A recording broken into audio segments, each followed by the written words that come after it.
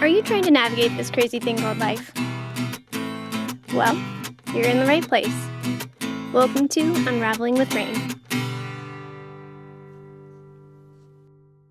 Coffee's hot. Yes. So is the topic. Yes. What's up, everybody? Welcome to the podcast. And today I have Derek Starkey here with me. He's a founder of Skate Builder Nonprofit. Right. Yes. And you are also an author. Yes. Yes. I just finished a book. It's called I'm This Many. Yes. It's dedicated to just knowing that no matter where you are in life, that there's always a little bit of room to grow. Beautiful. And it focuses on practicing gratitude every day. Yeah. Which helps so much. I got the chance to read it, and there are some pieces that I'm going to pull and we can discuss a little bit, so I'm excited to jump into that. But first, tell me a little bit about how you got started on this path. Okay, well, growing up in Southern California, where skateboarding is very popular, I got into it.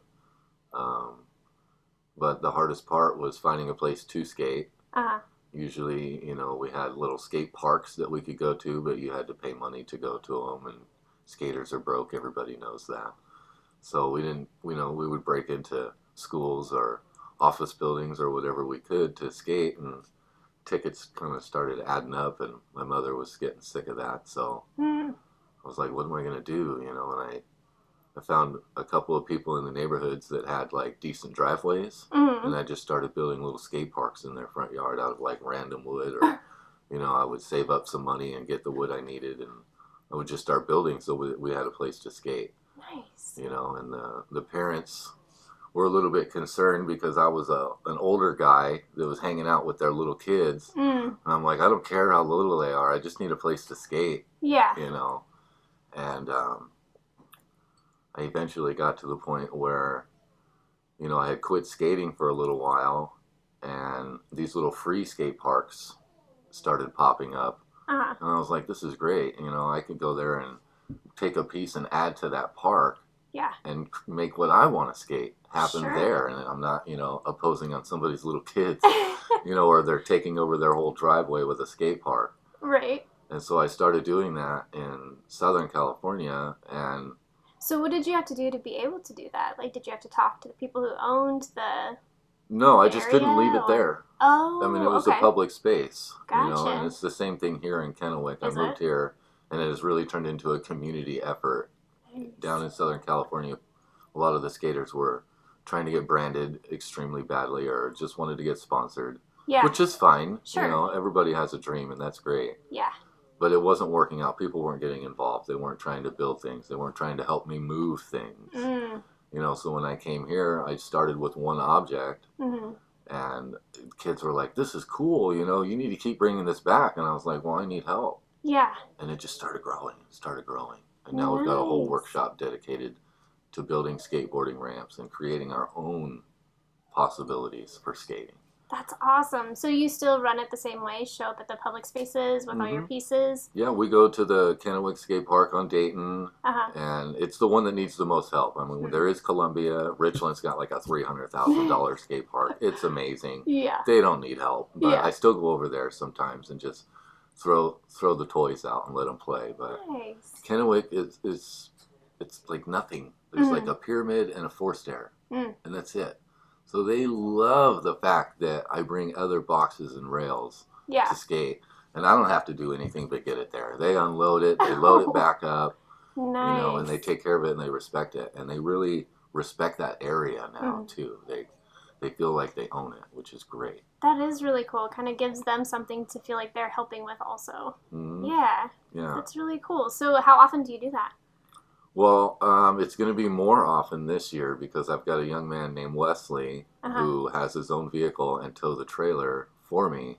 So last year and the year before, I was lucky to have it there like 2 days a week because I work full time. So it was like, well, I could take it there and leave it there and maybe pick it up later. But then I'm going to be off work and I'm going to be exhausted. Yeah. So I was like more and more making it up to the kids that skated there. And finally, a couple of them now have stepped up, and I've got a full-time volunteer that's like, I'm going to build ramps, I'm going to get the skate park over there as much as I can. And I'm like, yes, finally. It's not just sitting around. Like, somebody use it. Right, totally. So I'm excited about that. That's so great. And I bet it encourages the kids to skate there as opposed to other places where they're not supposed to. And yeah, definitely. I mean, you're never going to be able to stop people from, destroying public property, because I can't just build a 19 stair, and kids are going crazy on boards now. They're doing bigger and bigger things and always looking for something new. Mm-hmm. But Skate Builder does provide that all the time. I was going to say, with a setup like that, you could always change it up if it's not just like a permanent, it's put it up, take it down, change it up. This time we've got this, the next time we might have that.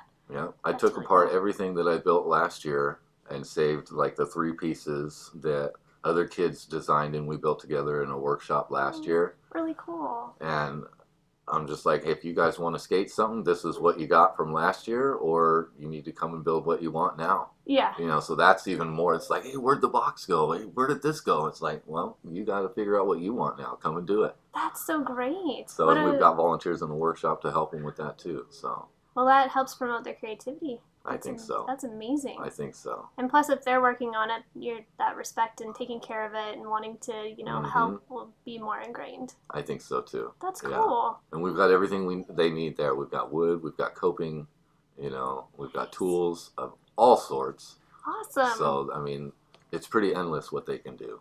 That's really cool. I love that. Yeah, and it gives kids one more outlet to test their creativity. Absolutely. That's one thing that I've noticed, the direction that we go a lot with our kids, like especially in our school systems and such. We just don't give them enough options or opportunity to really test their creativity and to figure out what it is they're, where their passion is and what they excel at. Right. Not saying that they shouldn't do things that they don't excel at right away. They should always try to stick with it and see what's what, but you got to keep an eye on them, but still, like, let them get messy a little bit. That's what I do with my kids. I'm like, let's make a mess. Well, and then that's kind of like your art stop, yes? Yes, that is another thing that I am so excited about.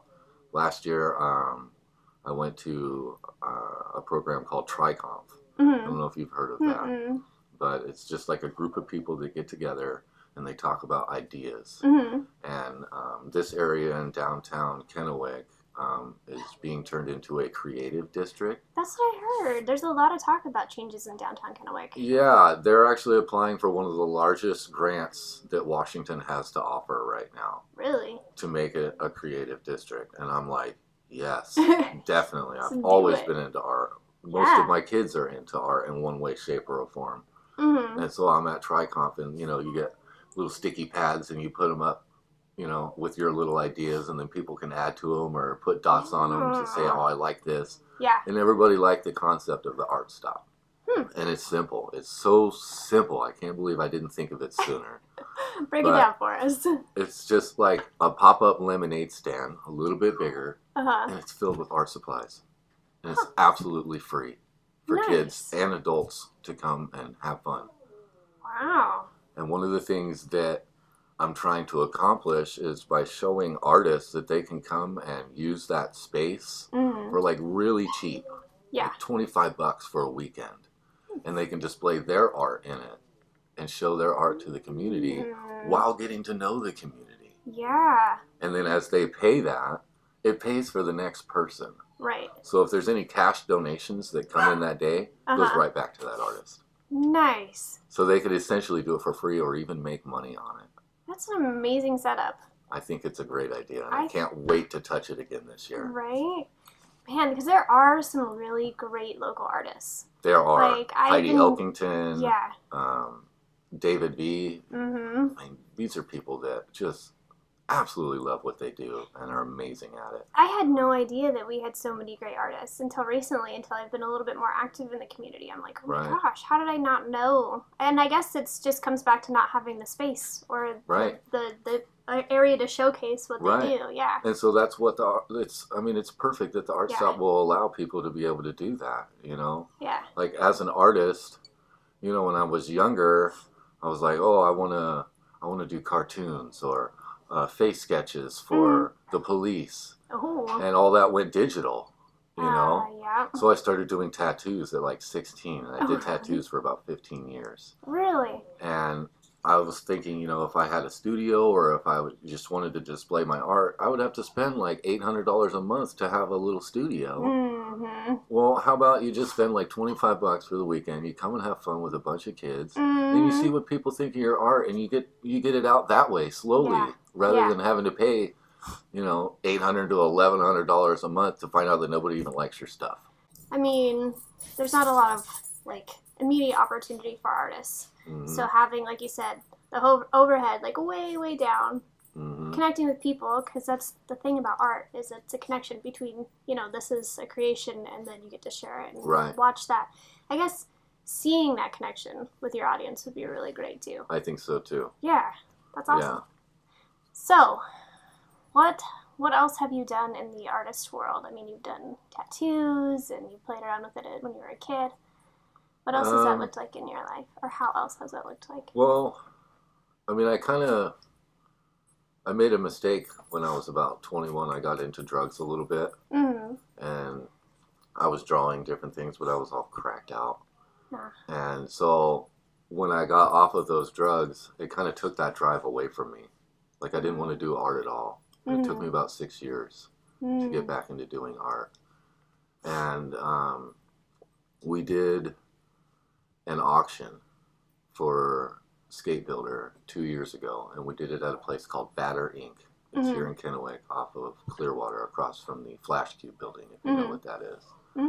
They've got a whole art gallery in there, and I asked local artists to paint decks, and then we were going to auction them off so that we could pay to feed people, pay to put a mural in at the skate park.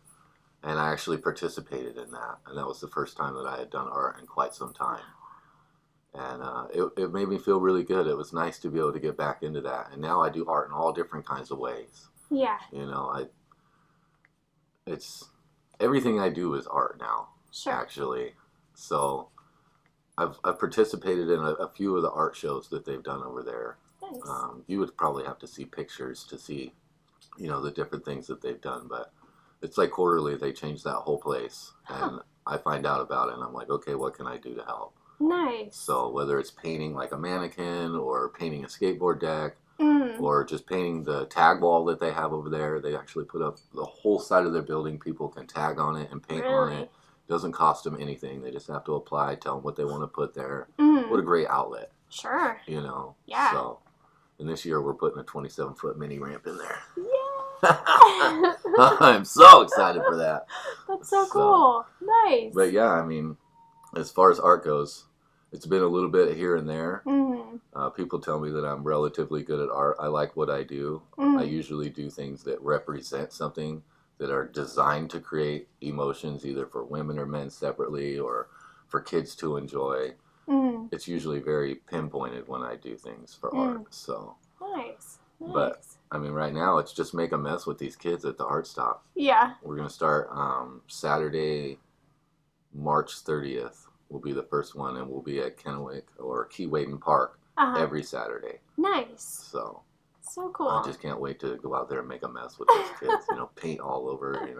The grass is going to be blue and red in certain areas. Oh my gosh, they love it. I know that my kids, you just give them the supplies and away they go, and they can come up with some pretty cool stuff. Oh yeah. Pretty cool stuff. Oh yeah, especially if you build them like a little clubhouse or something. I mean, they won't leave that. They'll come out to get things. Like, they'll come out and poking their head out. Like, what do I need? Yeah. Oh, I want that. Yep. They'll grab it and go back in. It's so fun. Right. So fun watching them go crazy with that kind of stuff. And you, as a parent, I think of all the things that we spend money on toy-wise. I'm thinking, dude, they just need the box that came in. Yeah, a box, some colorful tape, maybe some paint, and then they are just good for days. Yeah, I hope you have tile floors. Yes. Yes, totally. So tell me a little bit about your writing. So when did this start for you? Well, actually, I talked about my drug addiction. I don't want to make a big deal out of it, but during that time, I realized that something wasn't right. Mm-hmm. And I started searching for ways that I could kind of help myself. And I started reading self-help books. Duh. And it took a little while, but things started to kind of make sense for me. And I started trying the different things that were in the self-help books. Because that's one thing that most people, either they don't even get through the book, or they read it and they go, man, that's a great idea. And they don't. Yeah. I'm going to go do something else. Yeah. You know, they're not consciously taking action on what they need to be doing to make things better in their life. They're just running on autopilot. Yes. And I realized that the law of attraction was very real for me. If I put good vibes out, I get good vibes back, man. And if I put bad vibes out, they come back to me eventually too. Yeah. And it took like probably a year of me consciously putting good vibes out for the bad things, the negative energy to stop. Like it eventually started to slow down. Like all those things still had to catch up to me. Yeah. So I had to be patient. Sure. Yeah, I think that that's a big thing when people are with this concept for people is it takes time. It does. They're like, I'm just going to do this for a week and everything's going to turn itself around. I'm like, well, it's like trying to lose 40 pounds in a week. It's not going to happen. Right. You got to keep at it. You got to make it your lifestyle. Yes. So as a personal trainer, that is a great analogy to link those two. Yes. So that is why I started the book. And when I started it, it wasn't even supposed to be a book. What I was doing is I was writing down quotes that I liked on little index cards. And I had a little black box that I carried around with me. Because I wanted to make sure that I didn't go back on autopilot. I wanted to make sure that I had something to remind myself at every moment. It's like, well, what they're going through. I use other people's lives and my lives together to say, well, this is what they need. You know, I could look at a quote and say, wow, you just need this. And so I would share that with people. And it really started to bring me and my friends and even people that I didn't know closer together in a way where we were now practicing staying focused on what we wanted to do and practicing the major thing in the book is gratitude. Yes. Gratitude and action.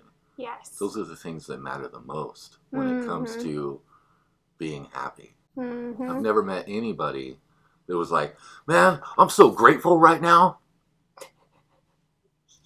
Right. You know what I mean? Yes. You're always happy when you're grateful. Yeah. So the more things you have to be grateful for, the happier you're going to be. I agree. I've spent a lot of time writing about gratitude lately.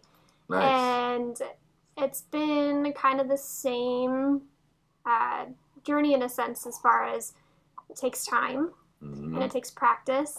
It takes practice. And you have to set up those things like you're talking about with those cards. Excuse me.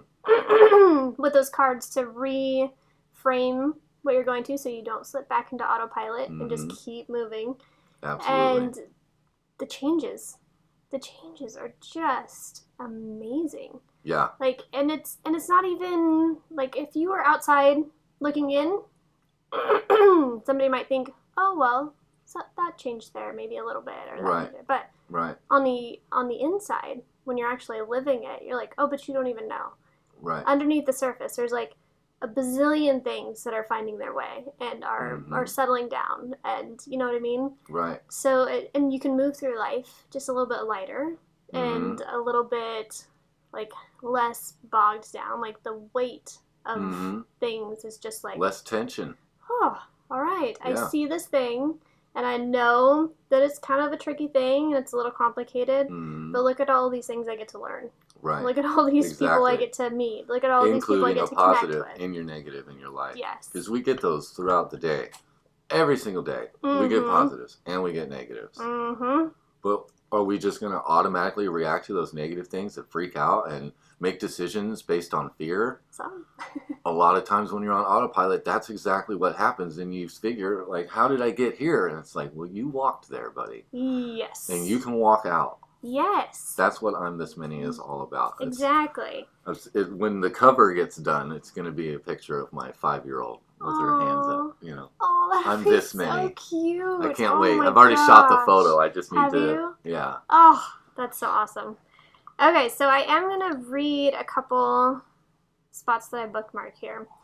And the reason that this particular one stood out so much to me is because not only have I been doing a lot of writing about gratitude, but I've been doing a lot of exploring and writing about love. Perfect. And this whole thing, I was like, oh my gosh, there's more love there and more love there as I was reading through the whole thing. But this one This one really got me. So it says, the law of love could be best understood and learned through little children. I'm like, yes. Yes. If you take a minute to think about that, what do you feel? It's so true. Becoming a mother, like, and I've always witnessed it in children that I would interact with. Right. But becoming a mother specifically, like, it was like a whole new channel of love was open. Right. You know? Right. And they teach me every single day. Oh, wow. Yeah. Things you didn't know you needed to know. I know. I'm just like, woo, all right. So yeah, that one really, really stood out to me. And I was like, oh. And that's goes for a lot of these. They're so simple, but so like, Yeah. But that's life, right? Exactly. Simple. And, exactly. Oh. And see, every quote in there has a perspective on it, too. Yes, yeah. And so that's what makes the book cool, because sometimes when you read quotes, like I could just sit through and read a bunch of quotes and say, okay, well, I got about 2/3 of those. The rest of them were kind of meta. Yeah. I don't know what any of that meant. Sure. So this gives a little perspective to kind of ease it and break it down. Right, right. And so this next one was actually a quote that you came up with. It says, happiness is the grave we dig, because it is the same as selfishness. But joy is the smile we see on another person's face. And then your perspective was, if you just do things and want things so that you can be happy, then you're being selfish. Live your life with love and affection for your fellow man and find joy. Yeah. So this one was really interesting to me because you correlate happiness with selfishness. And maybe you could add a little bit more clarification there for me. Okay. Well, I think that if people just want to be happy, there's nothing wrong with that. Sure. But joy is something so much better. Joy is something that sticks with us. It creates memories. It creates love. Mm-hmm. See, when somebody says, oh, I got this new laptop. I'm so happy I got it. I love it. It's like, okay, yes, you love it, but it's still just an object. It's still just, a cup. Oh, I love this cup. I'm so glad that I have it. I'm so happy that I have this. Yeah. These are things that you can practice gratitude very simply. So, oh, I love these flowers. You put these there? Definitely. Thank you for putting these flowers here. Yeah. But what I think people should really look after is joy. Because once you get past happiness, once you start taking action and making positive decisions, turning negatives into positives any way that you can, you start to realize that living for other people rather than living just with people creates a whole new kind of happiness, and it's called joy. And when you have joy in your life, you've reached a great point in your life. You can be happy with anything. I can wake up and say, well, the sun's out. I'm happy. Yeah. The sun's going to be out all day, and I have opportunity. That makes me joyful. Yeah. Because I have potential now. Yeah. That makes sense. Right. So that's why I wrote that. I don't want people to think that they should just do things so that they can be happy. I don't think that they will truly find joy just by focusing on making things that or doing things that make them happy. Yeah. I spend every day doing things, that make me happy and make me comfortable. But all of those things that I do, I share with other people. Nothing I have is just mine. Yeah. Except for my wife. I think most men are like that. But still, it's like, find that joy. Yeah. Reach that point. Practice gratitude. Take action on purpose. Yeah. Do things with a purpose. Sure. And you will find joy, and it is so much better than just your common happiness. Yeah. One little thing that I like to use and to frame things in my mind as far as what makes me happy, like you're talking about, all this stuff. All right, so that provokes a sense of happiness. Right. But really, when I take it down another level, the reason it brings happiness is because of what it allows me to do and the connections it allows me to make.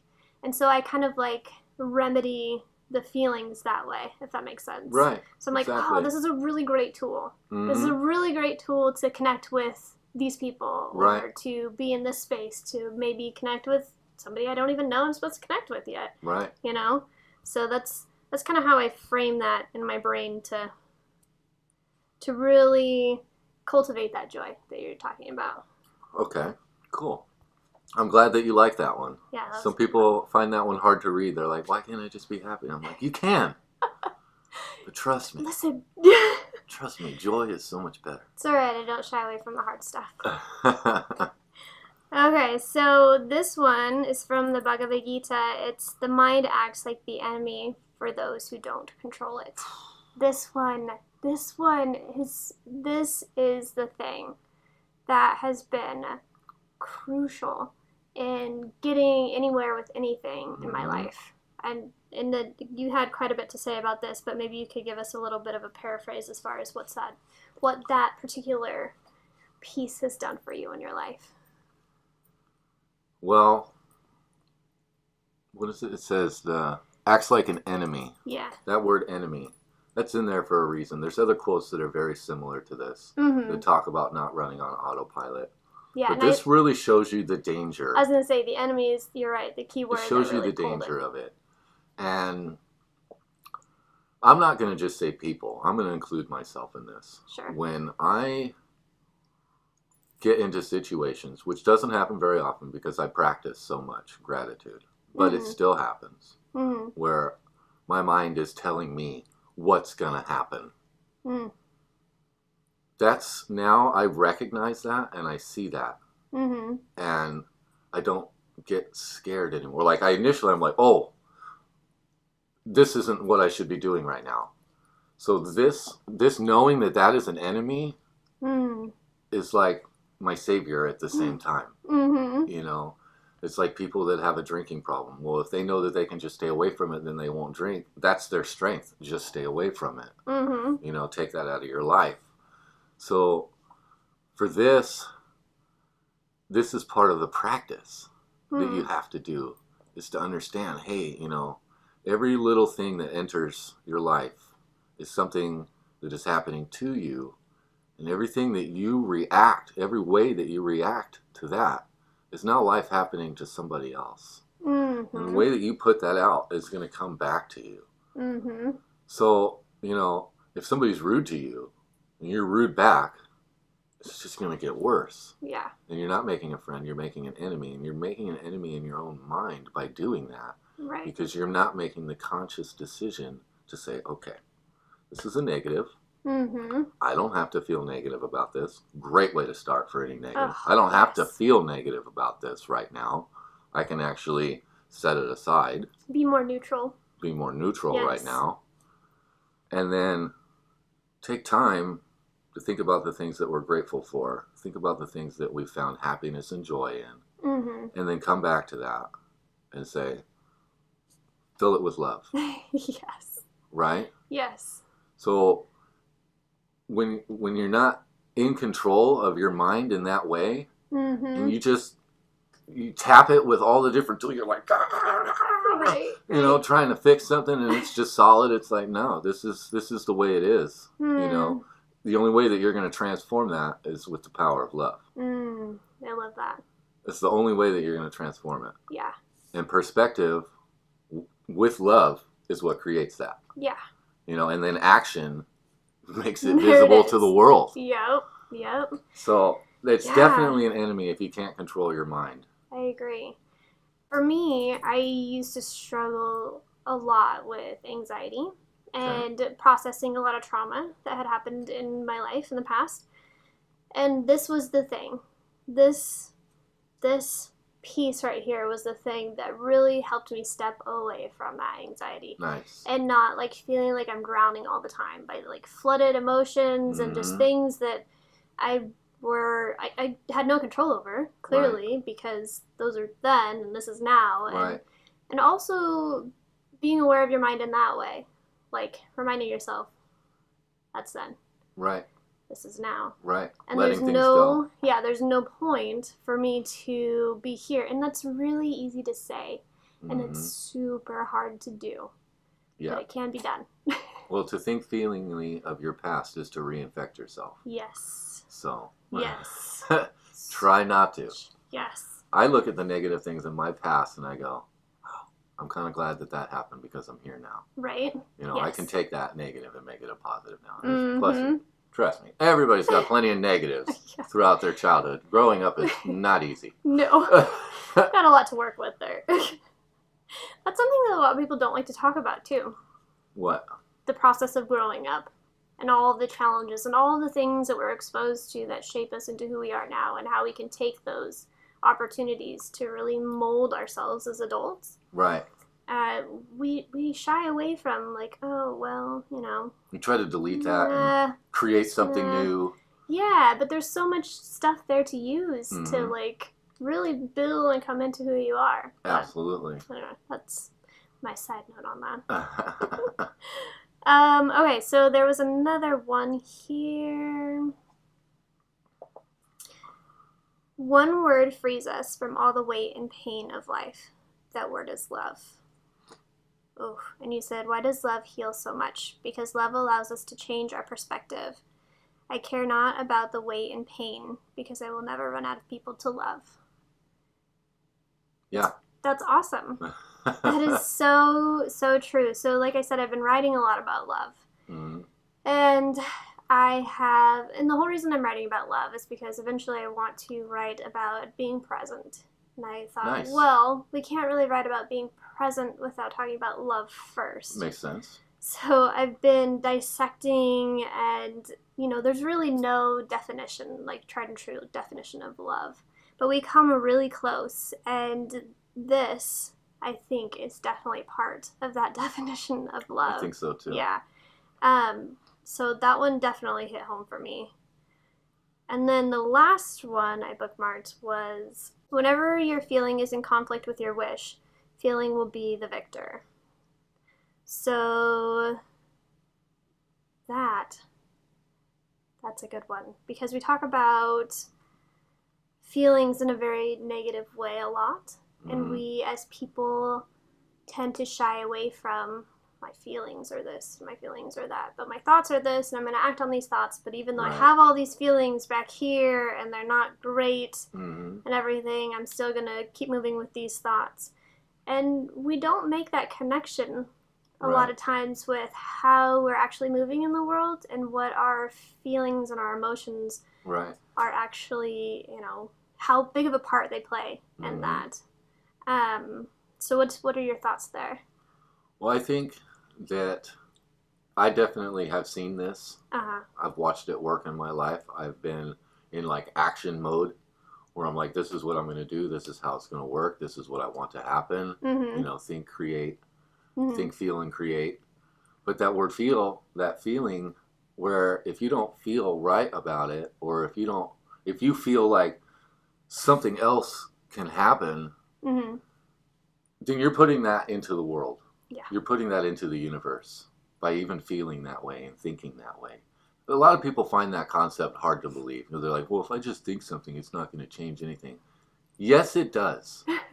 Yes, it absolutely does. If you think that you can't do something, what was it, Baby Boss? Have you seen Baby Boss? Yes. It says, if you think that you can, then you can. If you think that you can't, then you're still right. Yep. I love that.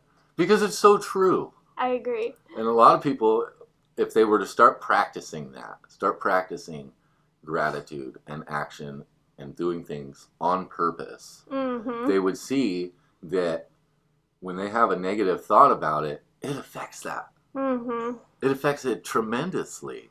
Yeah. It can shut everything down. Well, subconsciously, we're going to put up roadblocks for ourselves. Right. We're like, oh, well, I'm going to do this thing, but, you know, like, I don't know that I could actually do this thing. And then pretty soon self-sabotage comes in, and we're like, oh, well, I can't do that because of this or that. It creates variables that will stop you, or at least try to. Yes. So being aware of that, seeing those things can make you think about something that you're doing, a project, or, you know, anything that you're involved in. If you have negative thoughts about it, then you need to stop what you're doing. Do not take action during this time. Wait, yeah, I know. It's Thursday. It's the last day of the month, and it was due, but just don't do it yet. Yeah. Get your feelings and your emotions in order before you take any steps. That is a great, great piece of advice. It sucks because you're like, I want to go. You're so ready. But if there's anything back there that is like, oh, what about this? Or what about that? People have a hard time sitting. Right. than being still. Right. They just don't want to. Mm-hmm. Like, if I'm not moving, then nothing's happening. Right. But more happens when you sit still sometimes. Mm-hmm. And that is just amazing to me as Yeah. I've witnessed that. Like, wow, more things are actually coming into light and more clarity. And now I can move easier. Yes. Because I've sat and waited for that clarity to come. Right. You know? Right. So what are some tools that you use when you are maybe feeling not necessarily negative, but unwanted thoughts, or you're having concern around a particular aspect of life or project? Or Well, like I keep saying, and I will continue to say, is practice. Mm-hmm. Practice, practice, practice. I make conscious decisions about action that I want to take. I break everything down now. I say, okay, this is what I want to do. Mm-hmm. So before I take action, I go, okay, what do I need to do that? What do I need from myself to do that? Do I need help from somebody else to do that? And I get comfortable with the idea before I just go and do it. My imagination is my biggest tool for that. Yeah. I would say. And that's why the kids are able to help me out so much. There's like limitless. Yeah, absolutely. Absolutely. And one of the things that I'm very fortunate for is the fact that I never really had to grow up all the way. Mm-hmm. I'm still quite a bit of a child. Bless my wife for having all 4 girls and then me too. But it's just, I can take any situation and turn it into a positive. Mm-hmm. And not a lot of people even like that. They're like, this is a negative. You know, somebody died. This is a negative. I'm like, I've been practicing for so long now that even a death, for me, I can make into a positive. Yeah. In many different ways. I can help people through that. I can help myself through that. Well, and it's uncomfortable for people because they're not used to that. Everybody deals with things in their own way. Yeah. You know, and so I'm not saying that like by practicing gratitude and practicing doing things consciously, not letting your mind run on its own, that, you know, you'll be cool with death. That's not what I'm saying. Sure. Everybody has their own way of dealing with things. Yeah. But you find your way. Mm-hmm. And imagination is the biggest tool for that. Because if I'm thinking about a variable, or if I'm feeling bad about something, I'm technically using my imagination to create that. Mm-hmm. Yeah. So I could use my imagination to create something better. Why not? So I just sit on it and I wait and I go, all right, bust out the imagination. Here it comes. And then everything just comes together for anything that I want to do. I do so much stuff now. Yeah. People are concerned about me. They're like, you seem like you're running yourself a little thin. I'm like, well, it's all a nonprofit, so I'm not worried about it. I don't have a budget that I need to meet. Right. I get everything for free anyway, and Right. we're just helping and sharing. Yeah. That's my favorite thing to do, is just share. Ah, that's awesome. I think my tool that I go to a lot is meditation. Okay. It's like, oh, it is amazing, especially for an anxious mind. Right. To like channel it back and to soothe it a little bit. Right. So that way it brings that clarity in what needs to happen next, or where I should move next, or if I should move at all, or if I need to just still sit. Right. Yeah. Have you ever tried meditation? I think I meditate constantly. Yeah. To be honest, my mind is one of those minds where, like, I could be at work and somebody's talking to me and I'm like, oh, sorry, I was in the future. You know, my bad. What'd you say? Yes. Yeah. You know, so I'm constantly meditating, and before I started practicing gratitude, that's the main thing. I'm going to keep saying No, it. yes. But before I started practicing gratitude and applying that in my life and helping other people feel better about themselves just by giving compliments. I mean, compliments are good deeds too. A lot of people don't realize that. But now when I'm thinking and my mind is going crazy like that, it's positive after positive after positive. I get a little negative and I go, stop it over there. Right, You know, and I'm right. like, you can do better. And then it keeps going. So I think that I'm almost always in a state of meditation. I have been able to sit down and relax and really focus on what, like, major changes that are coming in my life. Mm-hmm. And meditation does help. Mm. I've helped other people learn how to meditate as well. They say, I don't know how to, I don't know. I get this, but then they just have the scrunchy eyes. And I'm like, just imagine yourself as like a walnut seed, and you're inside that walnut, and they're like, okay, and I'm like, and imagine being able to feel the sun on you, and they're like, okay, I feel the sun, and I said, now imagine people being able to walk by and see you. They don't know who you are. They just see a walnut and they find joy in that, and they're like, wow, that feels good. I'm like, you're about to meditate. You're almost there. You're almost at peace with who you are. You're not thinking about who you are anymore, whether it's negative or positive. You just Yeah. So that's one thing that I have been able to accomplish, but I'm so busy now, and I'm so practiced now with the way that I've worked with gratitude and my actions that I almost don't even need to meditate. Yeah. It just comes so natural for me. And that's part of the reason why I wrote the book, is I want to help people find that. Sure, yeah. I'm not trying to eliminate meditation, but I want to give people a better, another opportunity. Ingrained in your thinking now. Right, exactly. Yeah. It's no longer a forced, okay, I gotta relax, I gotta sit down, I gotta do this. Yeah. That's what practicing is for, so you get better at it. Yeah. I don't have to sit and think now as much. I go, all right, let's put the negatives in it. Just starts pumping negative into any situation. And it just makes it so much better. And it was very difficult to get to this point. It was not easy, because the mind, it says that the mind is an enemy for those that don't control it. That control it part, it's like trying to control a kid, or trying to control a rowdy dog or something, or an angry neighbor. Like, you can't control what's happening in those situations necessarily to a degree. But with your mind, what you start to learn is that you can control it. When you learn to relax and you learn to just put things aside and say, okay, let me focus on love and gratitude. Find simple things, talk to a person and make them feel good, so that you can see what gratitude looks like, because they're going to be thankful that you gave them a compliment, or thankful that you brought them a muffin. Take little things like that, and it's an example. So that's how I practice. Yeah. I practice by seeing other people experiencing gratitude. That's awesome. And so I make it happen all the time. When I'm at work, I think that's why I haven't been fired. Yeah. I work at Dr. Mink's mobile vet there, and I work as a veterinary assistant. Hardest job I've ever had. Really? Very difficult for me. Man. A lot of stuff to remember. And my brain is like, Olazapram what? Methimazole what? Okay. And I've even tried to quit that job. Oh, really? Twice I tried to quit. I was like, it's not working for me, and they're like, no, you're not going anywhere. And it's because I make everybody there feel good. Yeah. Every day. And that's not my job title. Right. But it's what I do now. Yeah. Because even though that job is hard and I'm trying to learn all these new things, 300 different medications. Come on. Yeah. You want me to know all these? Really? Don't ask me to do math today. Right. I'm trying to learn this. You're too busy, man. Yeah. So that's how I practice. Is I get to see people experience gratitude all day long. That's really cool. And so that's my reminder all the time, is that I need to be grateful for the things that I have. And the more that my family gets involved with what I do, the more I see them do it for me now too. Really? My kids kind of automatically do it.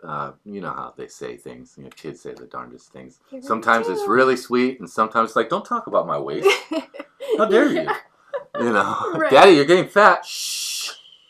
You're so honest. I love the honesty. Yeah, totally. So that's what I do. That's how I practice. That's really cool. It reminds me, have you ever heard of the book Be Here Now by Ram Dass? Be Here Now. I think I've heard of it. I don't think I've read it. It's a really good one. And in one part of the book, he talks about this guy who was really discontent with life. He went away. He did a bunch of practices with meditation and different ways to control the mind.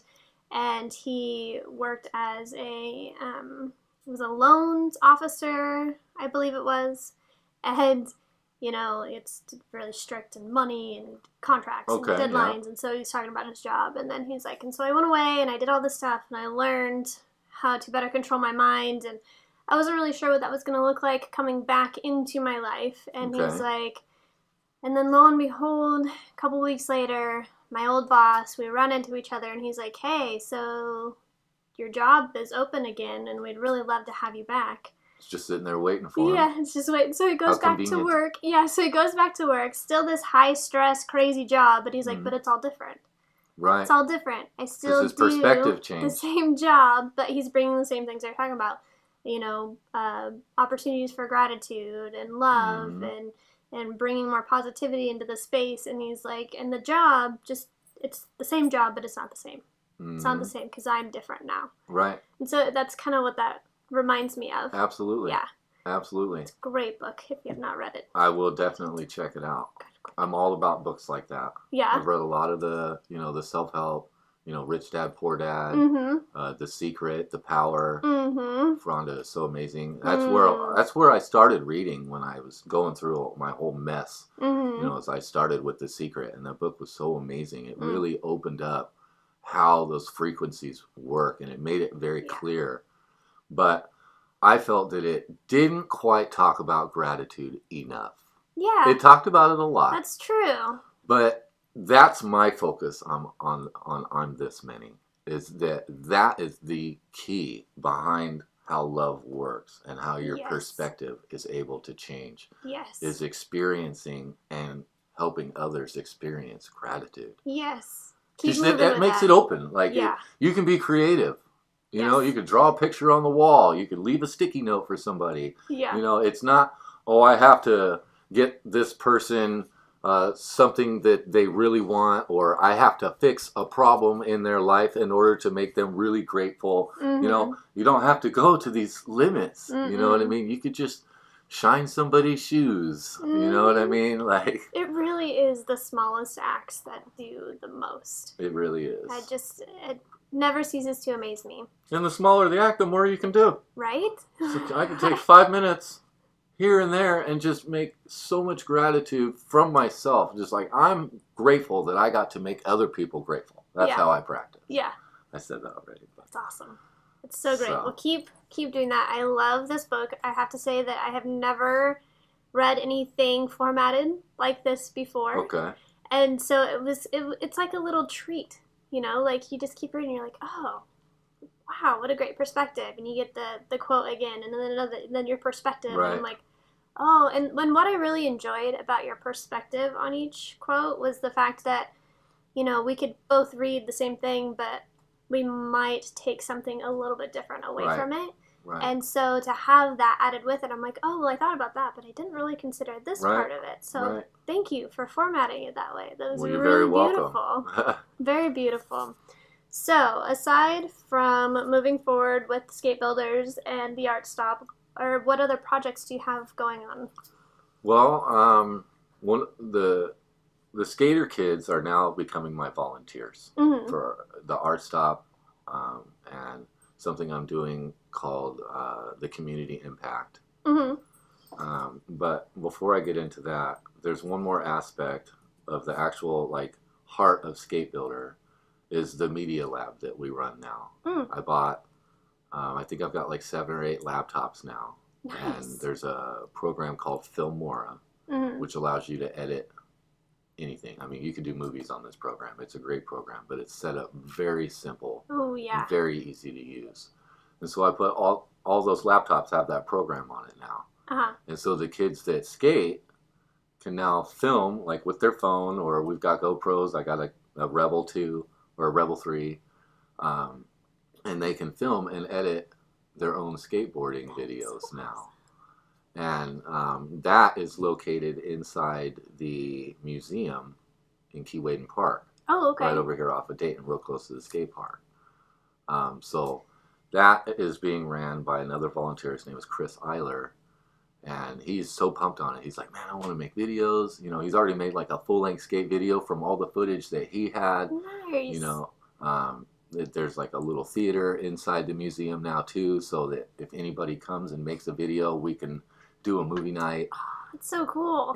So those are the things that I just put together. I wanted those really badly when I was 16 and 17 years old, starting skating. I'm like, I'm going to get sponsored. They're going to start ordering size 14 shoes for me because I have 50 feet. And I didn't have any of that. Yeah. So I said, these guys need this. And I just put it together, and it's free. Nice. Everything I do is free. It doesn't cost anybody anything. They can, of course, make a donation or help out in any way that they want, but it's absolutely free. So now they're working with me to make the art stop happen so we can raise money for all of the things that we do. And that's just another outlet for creativity. Exactly. Editing? Oh my gosh. Yeah, there's exactly. so much you can do. I'm going to expand that a little bit more this year besides just video editing. I'm thinking about putting some photo editing and like maybe some flyer makers and things like that. So, you know, kids are all on social media now, and they're constantly branding themselves, and they don't even know what they're doing. I know. They don't even realize that they're literally creating a brand. Like, they're following these steps on how to make a brand. Like, Walmart did it. Right. They just don't know what they're doing. Yeah. And so I would like to be able to encourage those people and show them the steps that they're making. Like, you're branding yourself, so this might be a good idea and a good time for you to start putting in things that are going to make you successful. Yes. And so that's going to help. You're already doing all the things. You might as well. Right, right, exactly. So, but the community impact is something that my buddy Tenacious and I put together. He owns a clothing line called Tenacious Workers. And it just says Tenacious Workers Outfitters on a shirt. And it's so awesome. Yeah. I fell in love. I was like, tenacious. I'm tenacious. I'm a tenacious worker. That is so me. And that's how everybody feels about it. That's cool. And so he's sponsoring a project where we're going to take like people's yards that can't afford lawn care and things like that. And we've got a team of volunteers. They're going to clean up those yards. Nice. For free. That's so cool. They don't have to pay anything. And the way that we're advertising and raising money for that is I am putting raised gardens at the front of people's properties, whether they have a fence or not. And it's called a shared garden. I want to be a part of that. I'll put one in your front yard. I will put one in your front yard. Yes. So it'll be, you know, growing strawberries or whatever inside it. And then when everything's ready, we'll do like a tour, you know, like a charity tour or charity walk. Right. And have people make donations towards the community itself, towards making more gardens so that people have fruit. Like, go down, you know, homeless people walk the streets. Yeah. Why not have a place where they could reach over and get something to eat? Right. You know? Yeah. So I think that that's really, really cool. And I've had a lot of thoughts about gardening in general. If there's one thing that has taught me a lot lately in the last few years, it's working in the garden. Right. Like, just the whole process of, you know, growing and then harvesting and then clean up at the end. And it's a process. And the crazy thing to me is that a lot of kids don't know the process. Yeah, where that's true. food comes from, how food grows, how we nourish our bodies. And so having outlets like gardens around the community, what a great way to like take them and be like, hey, this is what a tomato plant looks like. Right. And this is how it grows. And, you know, there's some really cool, like, eggplants here. Have you ever seen an eggplant? You know, like, they're really awesome, you know? Yeah, they're looking at, you know, the Cool Whip and the pies that's right next to the fruit area, the produce area. They're not paying attention to any of that anymore. Nope. You know, they're on their phone or they're looking for sugar. You know, well, I don't blame them. Sugar's great. Right. And if you want to get kids to eat their vegetables, have them plant. Yeah, absolutely. You won't be able to get them away from it. I had to be like, I made this. And they're like my daughter, I had to find her out there sitting in the strawberries, just pulling them off the plant, just red face and everything. And I was like, oh my gosh. Absolutely. It's so great. Absolutely. So that's a project for this year. It's just starting this year. Nice. We're calling it the Community Impact. We're going to put shared gardens up, not community gardens. Yeah. Community gardens are a terrible idea. I want to say, yeah. I know it sounds bad because everybody's like, oh, let's put a community garden together. But after like a month and a half, it's just one old lady that's taking care of the whole thing. Nobody else is there anymore. Yeah. Nobody's there taking care. They're like, it's not ready. Yeah. You know, every time that happens. I've never seen a community garden where it's like the whole time there's like 6 or 7 people involved. Yep. Just to start it, they're like, man, this is cool. I feel good today. I'm going to go help them with this garden. It's just right down the road. Yeah. You know, and then they do a little bit of work, you know, mess with some soil, put some seeds in, and they're like, all right, You got this, Wanda, right? And that's the hardest part. I mean, of course it's fun to like, oh, we're planting seeds. Right. Nobody wants to go out there in the 100-degree weather to make sure that everything is being watered. Right. And, yeah. Mm-hmm. So this is a whole new concept for that. You know, they'll just have one raised garden. Yeah. The people that have it in their yard, they don't have to pay for any of it. We build it in the workshop. Mm-hmm. You know, we put soil in it. We put the plants in it. All they have to do is water it. Nice. And share it. Nice. That's perfect. I thought so. I think that that's going to be really great. I just want people to know that if they do want a copy of the book, I don't have any hard copies. All I have is digital copies right now. Okay. That they can get one absolutely free from me. They can submit their email to you or even submit it to me. We'll put a link up. Mm-hmm. But if anybody does want to help out and make a donation, then they can get a copy of the book for that too. Beautiful. I think it would be, and it's the probably the first book of its kind that is a nonprofit book. Yeah. I am not taking any money from this book. I don't care how big it gets. I don't care how many copies get sold. If it gets published, 100% of the profits from this book are going to go towards this nonprofit, or if this one dissolves for some reason, which I don't foresee, but even if this one dissolves, that money will go towards another nonprofit. Beautiful. So. Well, thank you. I mean, I work full time. I do other things to make money. I don't need a lot of money. I just need enough to get by. And so I work just hard enough at my job to accomplish that. And then I just have fun and I share everything else. And so I don't want anybody to feel limited. If they want a copy of this book, it's so easy to read. Mm-hmm. It's so simple to get into. You don't have to start it and finish it. It's in no particular order like that. Yeah, you can open it to any page and just go, wow, I like that. It's a really great format. It was really great. And like you said, so easy to read. And then if you do want to read the whole thing, it takes about an hour. Yeah. You know, so if you really want to get pumped on some positivity and think about actions and focus on love and gratitude, you can really inject a lot in an hour with this book. It's super digestible. Really I hope digestible. so. Yes. I sure hope so. Yes. That's because I'm a kid. I make everything really easy to understand. That's my kind of book. No. Perfect. Awesome. Beautiful. Well, thank you for coming in and sharing all of this with us today. And thank you for being you and doing all the things that you do. Well, thank you for having me. I think it's an awesome opportunity to come here and share. I hope that other people really get a chance to see that there is another book out there that they can enjoy. Like I said, it's free if people don't have a way to make a donation, but if they do, we're taking donations now. Awesome. So, I mean, it's available and it's fun. Thank you all so much for listening. If you would like to help support Unraveling with Rain, go to patreon.com/unravelingwithrain. When you become a patron, you receive bonus content such as behind-the-scenes footage, along with other special content that you won't be able to find anywhere else. Music for Unraveling with Rain was provided by Barefoot Randy.